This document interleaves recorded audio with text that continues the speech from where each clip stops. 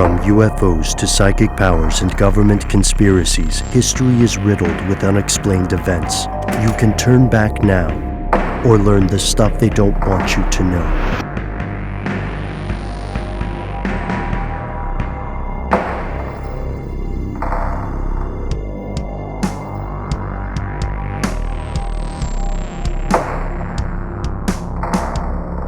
Many times on this show, we have spoken to you about hacking, an interesting term to describe forms of espionage, forms of snooping around sometimes just to see what can be achieved, and that's my son in the background. And depending on the aims of someone who is equipped with the skills to breach networks and get inside of, whether it's a single computer or an entire network, who knows what the aims are behind any group, but there can be vast reasons for doing so.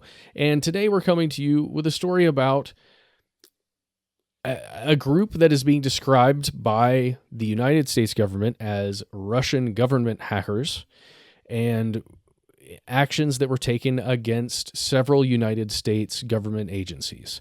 So here is the Washington Post title from the article. Russian government hackers are behind a broad espionage campaign that has compromised U.S. agencies, including Treasury and Commerce. This was reported today, December 14th, the day that we're recording this episode. And according to this article, it is saying that it was just coming to light. It's kind of been known, or it's information about this attack, some might call it, others just might call it a breach, has been coming forth all over, throughout the entire weekend, this past weekend. And there are several hackers that go by nicknames that are supposedly behind this. One is APT29, another, or also known as Cozy Bear. This is a group of hackers, not just one. It's like a collective, essentially.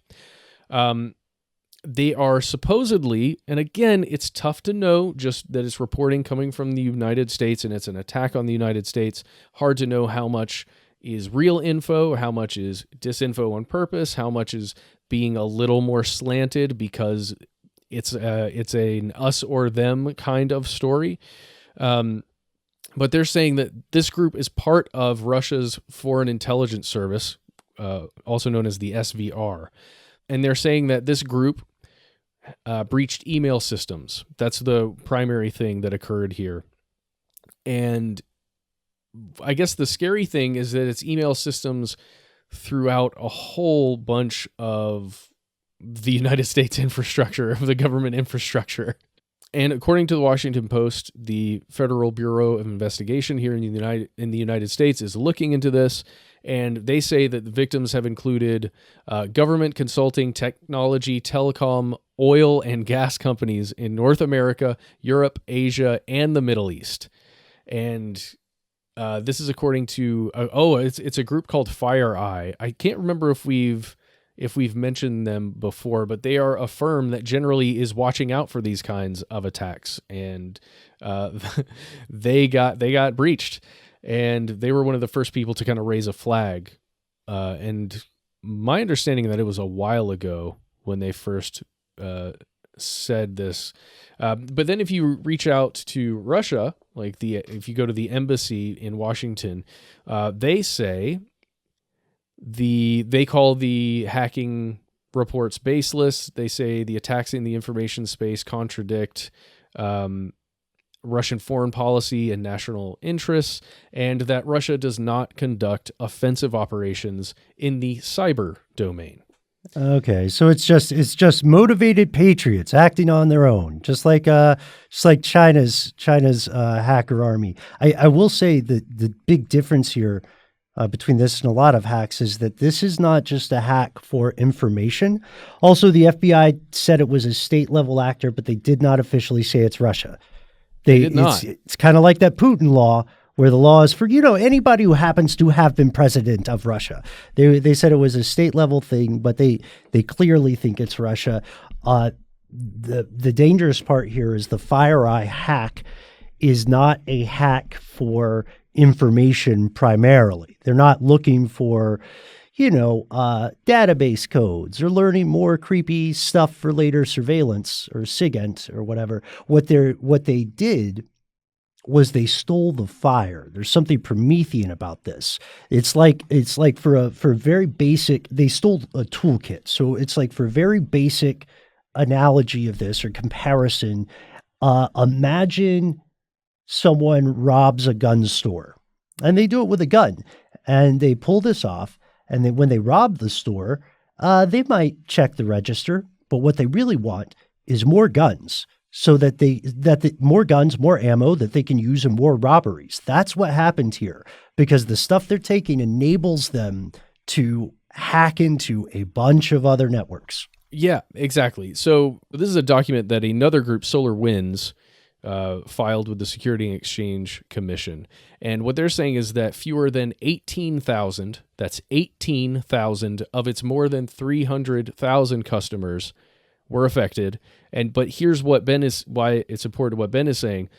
What these 18,000 people did was install an update patch, essentially, to the software. And this update patch was not like the certified one that should have been coming from SolarWinds for, like when you get an official update on your computer or your Mac or your Windows machine or whatever it is. This one was falsified, and that enabled those 18,000 essentially machines to then be activated for the purposes of this group. That's what Ben is saying. They're like getting more weapons, essentially. Yeah, you're right. And thank you for that. Thank you for that clarification, Matt. I would say FireEye may not be familiar to a lot of our listeners, especially if you're not in the tech space or in the weird spy space, but they are familiar with you. Their clients include things like Equifax. They worked with Sony when we did that very weird episode about the Sony hack back in 2014. They've also worked with several other places. They worked with the State Department when it and other agencies were breached in 2015. It's messy because they have what you could kind of say is a skeleton key. Not quite, but their fingers are in a lot of digital pies, and someone has hijacked their hand. Yeah. Well, I mean, these are products that are used by critical organizations. Mm-hmm. The United States military, like multiple branches, the Pentagon, the State Department, Justice Department, NASA, the Executive Office of the President, and the NSA. Like, these are all people who use this software. These are all groups that use this software. And they were able, whoever this was able to hack into the update server of this SolarWinds FireEye thing, and then through that system jump into all these other machines. And the scariest thing is that, I mean, does anybody out there use Microsoft Office 365? That's one of the ways, they're calling it a vector in this, that they were able to carry out this attack, which is by using Microsoft Office. It's a little scary. We don't know enough right now. We just know that it's gone through. Nothing necessarily has happened. There haven't been officially any consequences because of this. At least there's no reporting on that yet. But it is, let's use the word troubling. Yeah, because we don't know what happens next, do we? We also don't know what the reporting filter is like. What I mean by reporting filter is the ways in which government agencies or companies choose to or choose not to disclose information to end users, citizens in the case of countries, or customers in the case of consumers. So if you are the NSA, or you are FireEye, or you're the FBI or something, and you absolutely get rocked on something like this, then, if you're a company, you would arguably do the same if you're a government. But if you're a company, you do need to tell your customers that, like with the Sony hack. But the thing is, when you're a government agency, this whole other level of mind games comes into play. What do we disclose? How much do we disclose, right? And when do we message it? How do we say it happens? Like, look at the way Iran handled Stuxnet, which is probably one of the most famous hacking events of the past few years. How do you report that? Because you want to maintain your position, and you want, I don't know, like a lot of these things, whenever you hear an anonymous source familiar with the case or blah, blah, blah, that's someone who doesn't want to go on record or they've been told not to go on record because they don't want to escalate a possible conflict. But they were totally greenlit to say that. These sources who are close to the investigation. Yeah, dude, you mean the FBI? Yeah. Exactly. No, yeah. And we're going to see fallout, man. We're definitely going to see fallout. Hopefully just the political kind and, not the nuclear kind. That's a really weird gallows humor joke. I'm sorry for that, everyone. I loved it. It's interesting stuff because in this article from the Washington Post, they're going back to the DNC and some of the hacking, alleged hacking that was occurring there back in the day. Everyone remembers that. We certainly talked about it. And we're just going to have to wait and see, essentially. Great. Yeah. This is from the article. SolarWinds monitoring tool has extremely deep administrative access to a network's core functions, which means that hacking the tool would allow anyone, they're saying the Russians, to freely root around victims' systems. So who knows what they might find or have found. We'll find out when something gets released on, I don't know, where do things get released on anymore? Is someplace. Yeah. I would say, of course, Facebook memes, right? It'll be they'll post it on Facebook. I will say FireEye did yesterday release an official statement about this, talking about you can find it if you just look at FireEye statement, SolarWinds. They took the SolarWinds supply chain and used something called the Sunburst backdoor in order to distribute this thing they call Sunburst. That's the name they're using, FireEye's term for the malware. So I would be hesitant to say that this is going to be an easy fix on the FireEye side or on the side of anybody who is compromised in this regard. So it's the scariest thing, just to put a sunbursty bright point on what Matt has said here. The reason you should be freaked out about this, and not in a conspiratorial way, you should be very freaked out right now, is that SolarWinds, according to employees, SolarWinds software gives you access to pretty much everything. Like, think sysadmin, system administrator, and it's used by the Pentagon and the White House.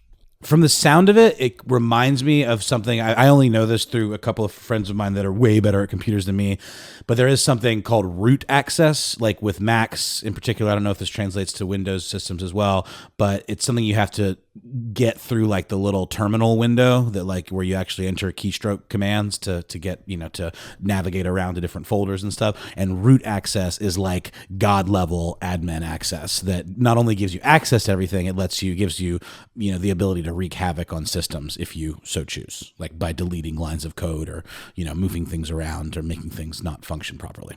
Yeah. Root access will be familiar to a lot of our friends who have needed to take mandatory bloatware off of their cell phones, off their smartphones. There you go. I know we talked about this, but it really didn't dawn on me just until now that the updates that went out that were compromised were released in March and June of 2020. So they really have been active for a long time. And it is interesting that they were in there prior to the U.S. presidential election. Ooh. But again, like I don't think there's any. I don't mean that as in this group influenced the election in some way. It's just they could probably monitor a lot of things that occurred and communications that were happening around the election. So that's fascinating stuff. I like where your head's at, Matt. So everybody's hacked. Everybody's hacked.